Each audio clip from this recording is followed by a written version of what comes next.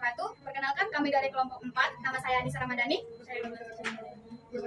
Saya Bapak Renaspa. Saya Diki Wahyudi Harahap. Saya Dina Gita Kapita. Saya Tiara Julani Silubis. Saya Sisi Chandra. Di depan kami sudah ada salah satu narasumber. Yang tepatnya berada di Pancing Medan Estate. Sebelumnya, di sini kami ingin meminta izin kepada Abang, boleh memperkenalkan diri dulu. Oke, sebelumnya terima kasih kawan-kawan sekalian.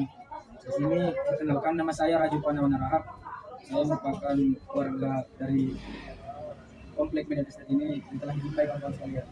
Sebelumnya saya izin bertanya, Iya kak, boleh kak. bagaimana asal usul bahasa Mandailing? Oke, asal usul bahasa Mandailing ya. Di sini perlu kita ketahui bahwasannya di Mandailing itu berbagai macam lah bahasa istilahnya gitu. Ada yang daerah Pasaman Barat, Pasaman Timur, dan ada juga dia namanya Padang Lawas dan Padang Lawas Utara. Seperti halnya yang kita lihat, Mandailing Natal itu merupakan suatu daerah yang daerah pokoknya daerah Tapanuli Selatan. Adapun dia campuran dari bahasa ini ada dia Batak Angkola Barat, Angkola Timur. Mungkin asal usulnya itu berpusat pada kota Mandailing Natal. Mungkin itu yang bisa saya jawab. Ini untuk kedua ya Kak. Iya kak. Kalau Abang ini dari kehidupan saya Abang itu kehidupan apa yang ada di dalam bahasa Mandailing? Kalau masalah bahasa keunikan yang terdapat pada bahasa Mandailing ya. Kalau keunikan kita itu apa ya nama istilahnya ya, kalau bahasa Batak bilang. Dia itu sesama orang Batak itu dari turun temurun itu tidak pernah berganti istilah kata sepertinya bahasa gaul. Kita bandingkan dengan bahasa gaul. Bahasa gaul itu dia kayak gini kan, tiba-tiba ada nanti bahasanya ini beda arti, beda segala macam. Tetapi kalau kita berpatokan pada bahasa Mandailing itu apa yang kami? Memang bahasanya itu memang udah betul-betul bahasa dari tradisional gitu istilahnya. Kalau masalah keunikan ada juga kan waktu SD kalau nggak salah belajar bahasa Batak Mandailing dia namanya. Itu berbagai tulisan seperti tulisan-tulisan zaman dahulu itu terdapat pada bahasa Mandailing. Kira mungkin itu kira-kira. Contoh kata unikannya apa? Unikannya seperti halnya unikannya. Contoh bahasa unikannya. Kayak ibaratkan kalau mengajak orang gitu ya kan. Kita jauh mari di gitu. Kalau di bahasa Indonesia, ayo kita mandi gitu ya kan. Jadi saya tahu itu bonya itu kata bantu. Iya, bonya itu kata bantu, kata pelengkap lagi istilahnya. Kita bo. Oh itu keunikannya. Iya, keunikannya itu kalau dalam bahasa Mandailing. Kita bo itu ayolah gitu yang mengajarkan lah. Saya pun pandai bahasa Mandailing juga. Iya, Bang. Ada juga ini unikannya. Hmm. Tong, itu dia dia. Oh. Tongnya itu dari bahasa Tong Mandailing. itu ibaratkan gini tuh kayak kata tambang juga seperti itu tadi itu ya. Kayak tong gitu kan. Itu campur-campur juga sama bahasa Indonesia bisa. Itulah bahasa Mandailing tadi. Unikannya mungkin itu. Oke, untuk pertanyaan selanjutnya Bang, bagaimana cara melestarikan bahasa Mandailing hingga bisa digunakan sampai sekarang? Bagaimana cara melestarikannya? Kalau melestarikannya itu kak, itu dari mulai SD seharusnya. Ini dari saya ya. Kalau untuk melestarikan, kita itu tidak boleh berpatokan kepada yang ikut-ikut zaman sekarang. Seperti halnya yang kayak saya bilang pertama tadi, harus ada pembelajaran dari pendidikan bahwasanya bahasa Mandailing ini harus dipelajari. Kayak seperti halnya muatan lokal, kan ada itu pelajaran mulai SD SMP. Itu mungkin kita tujukan kepada seperti halnya bahasa Batak. Pokoknya gini, dari generasi itu tidak boleh hilang bahwasanya sejarah Batak itu ada. Akibatkan bahasanya, adat istiadatnya banyak di Batak ini, Batak Mandailing khususnya. Jadi kalau melestarikannya, ikut-ikutlah sering sama, kalau kami bilang Hatu Bangun lagi dalam suatu kampung Hatu Bangun. Yang ibaratkan kalau kita bahasa Indonesia kan itu namanya lembaga adat. Itu dia. Kami di kampung kami diterapkan itu kak. Ibaratkan kayak Sopo Godang itu tempat persinggahan untuk muda-mudi, untuk berdiskusi. Itu namanya Sopo Godang dalam bahasa Batak Mandailing. Kalau masalah dari kecilnya, memang ada beberapa orang tua yang sangat kental akan adanya adat istiadat Batak Mandailing ini kak. Seperti halnya itu dari kecil dia sudah diajarkan bahwasanya adat itu kayak mana. Kayak seperti halnya yang paling mencolok kalau mempelajari seperti itu kayak kalau ke sini panggilannya siapa, tulang atau non tulang atau udah atau ambo gitu dia. Gue tahu kan bahasa ambo atau Mandailing tulang dia tidurnya lagi istilahnya. Kalau di tutur bahasa Mandailing itu tutur Pesan bahasanya kita bersisilah kepada ayah lalu gitu, orang tua dari laki-laki ya. Ketika kita memiliki orang tua laki-laki dan ada saudara perempuan itu, kan bahasa Bataknya dipio namanya. Dipio itu dalam arti dipanggil kalau saudara perempuan dari ayah itu namanya ambo misalkan. Bo itu bisa kita cocokkan sama anak kita gitu, yang bisa anak perempuannya lah gitu istilahnya kan, yang ibu perempuan bisa diambil yang laki-laki dari punya tadi ini. Terus daripada adik dari saudara laki-laki dari ayah itu nama panggilnya Uda atau Wawa. Uda sama Wawa sama itu. Baru kalau kita bersilsilah daripada perempuan dari ibu itu baru kalau saudara laki-lakinya baru panggil tulang. Itu tadi nan tulang itu ya nan tulang. Kalau nan tulang ini apa istri daripada suami tulang ini itu nan tulang dipanggil. Mungkin itu. Kalau contoh bahasa Mandelingnya untuk minta duit lah sama ya. Sama itu yang sopan. yang sopan ya, yang sopan ya. Dan dia termasuk santunan itu Santunan dalam itu, iya, bahasa kita tadi. Kalau dari saya sih gini kak, oh ayah mangido jo hepeng jo untuk dan parbalan jo untuk sekolah, kayak gitu contohnya. Paham nggak kak orang kak? Paham. Minta uang. Minta uang iya, itulah betul minta uang iya. Terus oh ayah kayak marmayam dan kan maksudku kayak gini artinya. Ya aku izin ya mempermudah sama kawan-kawan gitu. Jadi dia lebih halus lembut. Iya, kalau santunannya ya. Orang Batak itu menjunjung tinggi santunan terhadap yang lebih tua. Bahasa kesopanan. Iya, Santunan. iya kesantunan. Selanjutnya pertanyaan nomor 5. Apakah masuknya bahasa gaul sekarang mempengaruhi penggunaan bahasa Mandeling? Apakah bahasa gaul mencampur gitu lah ya? Masuknya Pengaruh iya.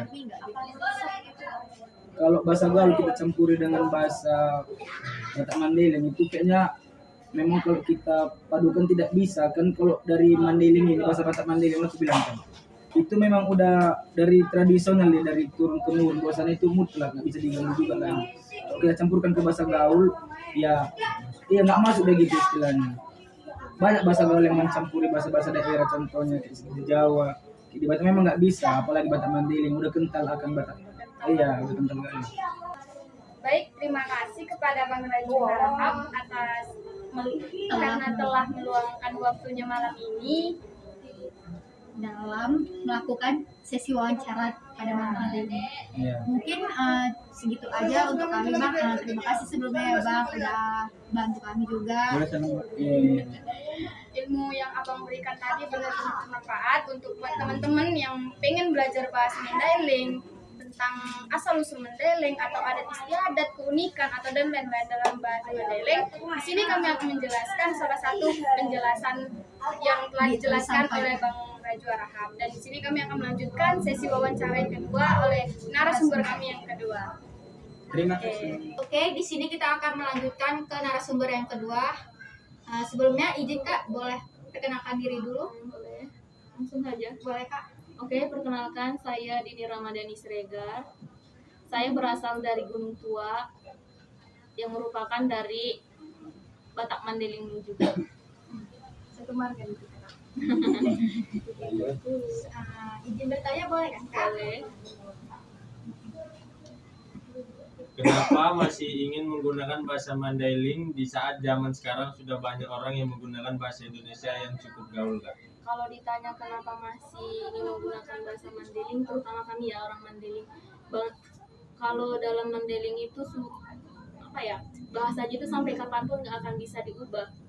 Seandainya pun ada bahasa Indonesia yang masuk, itu nggak akan bisa diubah seperti bahasa Indonesia, karena kalau suku bahasa Mandeling itu kan udah dari zaman nenek moyang kami udah menggunakan bahasa Mandeling itu, jadi itu sampai kapanpun nggak akan bisa diubah. Sama juga dengan halnya bahasa Jawa itu nggak akan bisa diubah. Untuk pertanyaan selanjutnya Kak, mengapa orang Mandeling tidak mau disebut Batak padahal bahasa dan istiadatnya hampir sama? Kalau ditanya apa tadi Batak. nggak disebut Batak. Batak. itu karena kalau di kami ya, kalau orang Batak kalau disebut Batak itu lebih dominan ke non Islam, non Muslim. Sedangkan kalau suku Mandeling itu mayoritasnya Muslim. Jadi kalau dibilang Batak, umpamanya aku kan entah ke luar kota, marga aku Siregar, kau Batak ya? Enggak, saya bukan Batak, saya Mandeling gitu. Berarti karena agama ya Kak? Karena agama sih. Kalau masalah adat enggak sih, karena adat Batak sama Batak Mandailing, Batak Angkola, banyak kan jenis-jenis Batak. Kalau masalah adatnya sih sama-sama sih, hampir-hampir sama gitulah. Oke, untuk pertanyaan selanjutnya, bagaimana adat istiadat keseharian dalam Batak Mandailing? Kalau tadi pertanyaan dan dalam keseharian kan, itu dalam rangka adat apa? Soalnya di adat kami ini banyak adat-adat gitu. Misalnya kayak Contoh, pernikahan gitu. kalau untuk pernikahan ini unik. Kalau di tempat kami ya, aku kan marga Siregar. Nah, aku nggak bisa nikah sama satu marga aku. Itu dia. Tapi ada juga perbedaan adat. Kalau di tempat kami kan adatnya gitu. Umpamanya aku kan yang nikah sama si cowok ini. Kalau aku nikah, umpamanya maharku dikasih sekian puluh juta, yang 45 juta kan. Yang 45 juta itu semua harus dicukupkan dari pernikahan, alat emas, seserahan, semua di situ. Tapi kalau di tempat kami ya orang Mandailing kan, kalau aku nikah, aku harus ada ini peralatan rumah yang harus aku bawa ke rumah mertuaku seperti kasur, piring, itu semuanya harus disediakan. Makanya kalau ditanya yang orang Mandailing itu maharnya berapa, walaupun sebesar maharnya itu tetap nggak akan kembali sih. Karena nggak sesuai. Karena kan di tempat Mandailing kan, di tempat kami itu ada adat untuk si perempuan, di tempat si cowok juga ada adatnya yang harus kami ini kan sama-sama gitu. Oke, baik Kak, terima kasih. Saya ingin bertanya nih Kak, ada beberapa anak yang salah satunya contohnya saya. Contohnya gini Kak, semisal nih kalau misalnya ada keturunan kita nih, saya keturunan Batak Mandailing. Tapi di akhir nama saya itu saya nggak pakai marga. Jadi nama saya itu tetap Anissa Ramadhani tanpa pakai marga. Seharusnya kan harus pakai marga. Nah, itu apa bisa disebut sebagai orang Batak Mandailing juga atau gimana? Kalau untuk sesama yang orang Batak Mandailing udah kenal bahwasanya kamu itu udah marga kan, itu orang itu akan menganggap kamu itu ada marga. Tapi yang nggak menganggap kamu itu marga ketika kamu pergi ke suatu tempat yang di tempat itu bukan suku Mandailing, di situ nanti kamu sebutin marga kamu, orang itu nggak akan percaya. Itu dia. Tapi kan ini dia keunggulan marga ini. Umpamanya nih aku pergi ngerantau ke Jakarta, aku nggak punya saudara, tapi pas perkenalan kau orang mana, aku orang Medan, suku apa, dibilang suku Mandailing, marga apa, Siregar. Kita nggak kenal dia, tapi dia marga Siregar, otomatis kita ini keluarga buat dia. Bisa jadi dekat sama orang tuanya, dia marga Siregar gini-gini gitu dia. Itulah keunggulannya. Ada keuntungannya. Jadi kalau marga ini walaupun nggak saudara kan, kalau kayak seandainya ya suku Jawa, kamu Jawa, dia Jawa, kalian jumpa di Jakarta, kalian akan asing. Tapi kalau orang Batak ini dia nggak akan asing karena kalian satu marga Siregar gitu, kalian masih ada kekeluargaan. Gitu. Satu darah katanya, asing saling terikat dia. Oke Kak, terima kasih. Ini pertanyaan terakhir sebenarnya. Apakah ada batasan untuk anak-anak dalam menggunakan bahasa Mandailing? Kalau untuk batasannya sih nggak ada kan, nggak ada. Karena udah lahir kan, dia itu nggak ada batasannya. Dia mau pakai bahasa Mandailing oke, pakai bahasa Indonesia oke. Kayak umpamanya ya di kampungku itu kan lebih dominannya bahasa Indonesia sama bahasa Batak. Walaupun dia mau pakai bahasa Indonesia, bahasa Batak itu nggak akan terhilangkan. Karena keseharian, karena faktor lingkungan, terus semuanya rumah, di sekolah itu tetap ada yang ini komunikasi bahasa Batak, jadi itu nggak akan hilang. Jadi umpamanya nih, kayak aku orang Medan tapi orang tua aku asli Batak, aku nggak tahu bahasa Batak, tapi ketika aku udah pergi ke wilayah Batak, aku akan tahu bahasa Batak itu walaupun aku nggak bisa menyebutkannya gitu. Sebelumnya terima kasih buat Kak Dini sudah meluangkan waktunya untuk memenuhi tugas wawancara mini riset kami. Ya, sama-sama.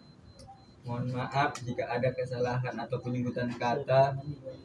Kami mohon ampun kepada Allah, kepada penonton kami mohon maaf. Cukup sekian dan terima kasih. Assalamualaikum warahmatullahi wabarakatuh.